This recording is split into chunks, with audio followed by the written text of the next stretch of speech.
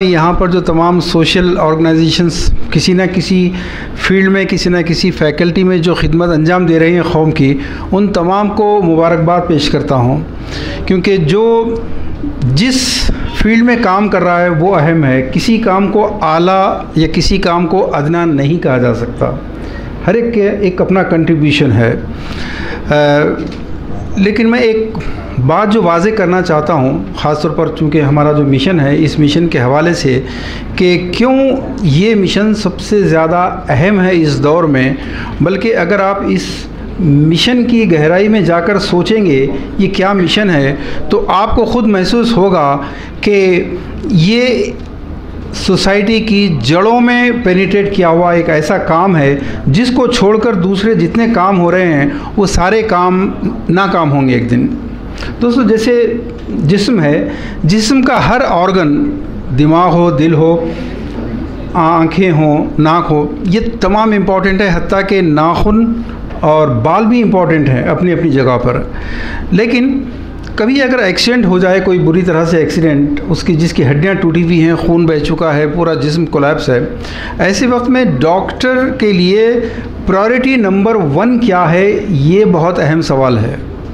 अगर वो दिल और खून की तरफ तवज्जो करेगा तो जाहिर है कि पाँव भी टूटे हुए हैं, हड्डियां भी टूटी हुई हैं, उसका नंबर बाद में आएगा।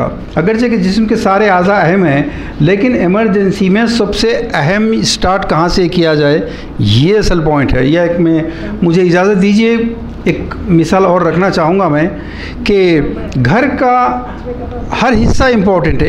एक खूबसूरत, एक आरामदाह, एक बाइज़्ज़त, बावक़ार घर के लिए किचन भी ज़रूरी है, लाइट भी ज़रूरी है, हवा भी ज़रूरी है, एसी, फ़ैन वगैरह वगैरह, ये तमाम चीज़ें बहुत अहम हैं।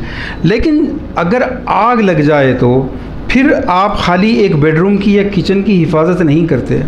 आप ऐसी सिचुएशन में, जबकि आपके मज़हब की वजह से, एक ख़ास कम्युनिटी होने की वजह से फायर ब्रिगेड आने से रिफ्यूज़ कर रहा है, एम्बुलेंस आने से रिफ्यूज़ कर रही है, पुलिस रिपोर्ट लिखने से मैं तैयार नहीं है उसके लिए, पड़ोसी देख रहे हैं दूर से तमाशा, लेकिन बुझाने के लिए कोई नहीं आ रहा है, ऐसे वक्त में आप क्या करेंगे? आप दीवानगी के आलम में एक बाल्टी लेके भागेंगे। वो कम से कम अपनी कौम के लिए कर सकते हैं। आज कौम का एग्जैक्टली यही पोजीशन है। मैं कहना ये चाह रहा हूँ कि कौन सा काम बहुत अहम है आज के वक्त के हिसाब से, इसको प्रायोरिटीज़ को समझने की कोशिश कीजिए। सारे काम अहम हैं, लेकिन इमरजेंसी में सबसे पहला दूसरा काम कौन सा होता है, ये। और जो कौम में खुशहाली हो, सारे कौम एजुकेटेड हो, तो उस वक्त सारे काम अच्छे लगते हैं। लेकिन इस वक्त कौम जो कौम की इमारत जिस आग में झुलसी हुई है, आग भड़क रही है, वो किसी ने बड़ा अच्छा शेर कहा कि घर सजाने का तसव्वुर तो बहुत बात का है, घर सजाने का तसव्वुर तो बहुत बात का है, पहले ये तय हो कि इस घर को बचाएं कैसे। दोस्तों, मैं आपको उस नुक्ते की तरफ लाना चाहता हूँ कि इतने अवार्ड्स हैं, आप देखिए, और यही नहीं, हैदराबाद पूरे हिंदुस्तान में तालीम के मैदान में, चाहे वो आई डोनेशन, ब्लड डोनेशन हो, आई कैम्प्स हों, स्कूल के वज़ाइफ हों, और बेशुमार आप काउंट नहीं कर सकते, गरीबों के इलाज हों, बेवाओं के वजीफ़े हों। एक ऐसा मसला है कि कौम की असल दौलत कहीं और फजूल खर्ची में जा रही है। अब उसके बाद लोगों को आपके और हमारे पैसे से इनकी एजुकेशन के लिए करना है, इनके एम्बुलेंस के लिए करना है, इनके मेडिसिन के लिए करना है, और वो जो पैसा उनके पास था, वो पैसा उन्होंने बर्बाद किया एक ऐसे काम में जो ख़तई हराम था। एक सुन्नत अगर क़ायम होती तो आपकी बहनें, बेटियां किसी और के साथ नहीं भागती थीं, दूसरी तमाम कौम की लड़कियां भाग के आती थीं। वो सुन्नत सिर्फ़ एक थी, वो थी निकाह की। इस सुन्नत को हम क़ायम करना नहीं चाहते। अगर ये नौजवान जाकर, जो फाशिस्ट और कम्युनल्स हैं, सुन्नतों के दुश्मन नंबर 1 हैं, मस्जिदों को गिराने में नंबर 1 हैं, अगर उनके ऑफिसेस में जाकर कह दे कि मैं अपनी शादी मुकम्मल अपने प्रॉफिट के तरीक़े पर सिंपल वे में करूँगी, कोई जहेज़ नहीं होगा, कोई खाना नहीं होगा, क्या कहेंगे वो लोग? वो दोनों हाथ जोड़ के कहेंगे सर ज़रूर कीजिए, ये जो पैसा बचेगा ये मुल्क के इंफ्रास्ट्रक्चर में काम आएगा, मुल्क की इकनॉमी में काम आएगा, खुद आपके कौम के काम आएगा, खुद आपके छोटे भाई बहनों को, भाइयों को इंडस्ट्रीज बनाएगा, भाइयों को फैक्ट्री का ओनर बनाएगा, भाइयों को एंटरप्रेन्योर बनाएगा। वो लोग खुश होकर बोलेंगे। लेकिन जब यही बात ये लड़की हो या कोई भी नौजवान आके अपने माँ बाप के सामने कहेगा, जस्ट इमेजिन क्या होगा। साध्वी घर के अंदर है, उमा देवी घर में मौजूद है, योगी घर में मौजूद है, हम दूसरों को गालियां दे रहे हैं।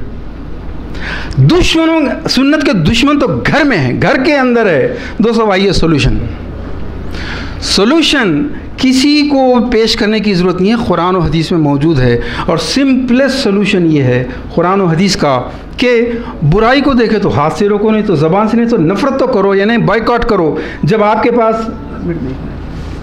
आपके पास कोई ऐसा दावतनामा, इनविटेशन कार्ड आए जिसमें नबी सल्लल्लाहु अलैहि वसल्लम के तरीक़े के बजाय मुशरिकों के तरीक़े हैं, महारानी जोधाबाई के तरीक़े हैं, मंगनी है, सांचक है और जहेज़ है, और सबसे बड़ा फ्रॉड, सबसे बड़ा धोखा खुशी से, वो लोग सबसे बड़े मुजरिम हैं, क्रिमिनल्स हैं।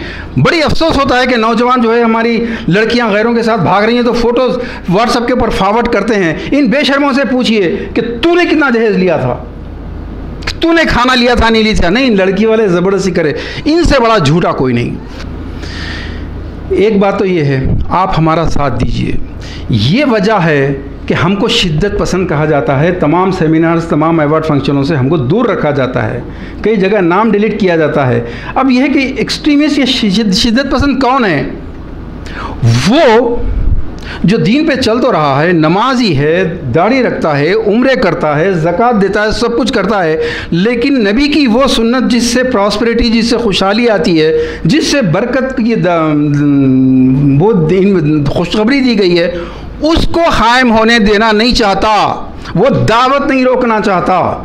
वो ये कहता है कि नबी की इस्तात थी या नहीं थी मुझे नहीं मालूम, नबी का ख़ानदान बड़ा था या छोटा था मुझे नहीं, मेरा ख़ानदान बड़ा है। नबी के ख़ानदान को केयर नहीं करता, वो अपने ख़ानदान। ऐसे लोगों ये शिद्दत पसंद हैं, या हम नबी की सुन्नत के ऊपर कायम करने के लिए हम कह रहे हैं हम शिद्दत पसंद है? कौन है बताइए आप। दोस्तों हमारा साथ दीजिए। आपको इतना ही करना है, दावतनामा जब भी आए जिसमें नबी के तरीक़े पे शादी नहीं हो रही हो, उसको ये कह के वापस करने की हिम्मत और मर्दानगी पैदा करें कि मैं माफ़ी चाहता हूँ, आज तक ऐसे गलतियाँ बहुत किया हूँ, अब नहीं करूँगा, आज तक मुझे मालूम नहीं था, अब मालूम हो गया, मैं इस शादी में नहीं आऊँगा। आपकी शादी में नहीं जाने से किसी की रुकती नहीं शादी। आपका जुमला जो 25 लोगों तक पहुँचेगा, 25 लोगों के ज़मीर को ज़ख्मी करेगा। वो पलट के वार करेगा, दाढ़ी नहीं है, तुम्हारी बहन की शादी कैसे हुई, तुम्हारे बेटे की शादी कैसे हुई, करने दो इसको। सोसाइटी में ये बहस, ये हुज्जत पैदा होने दो। क्या आप साथ दे सकते हैं दोस्तों? हमारा नंबर लीजिए। मैं तफसील पूरी नहीं बयान करूंगा। हमारी कई वीडियोस हैं जो मिलियंस में व्यूज़ आ चुके हैं, शॉर्ट मूवीज़ हैं, बुक्स हैं, उर्दू में, तेलुगु में, हिंदी में, इंग्लिश में, बंगाली में। ये बुक्स, इन तमाम को पेश करने के बावजूद कोई बात अब बाकी नहीं रही।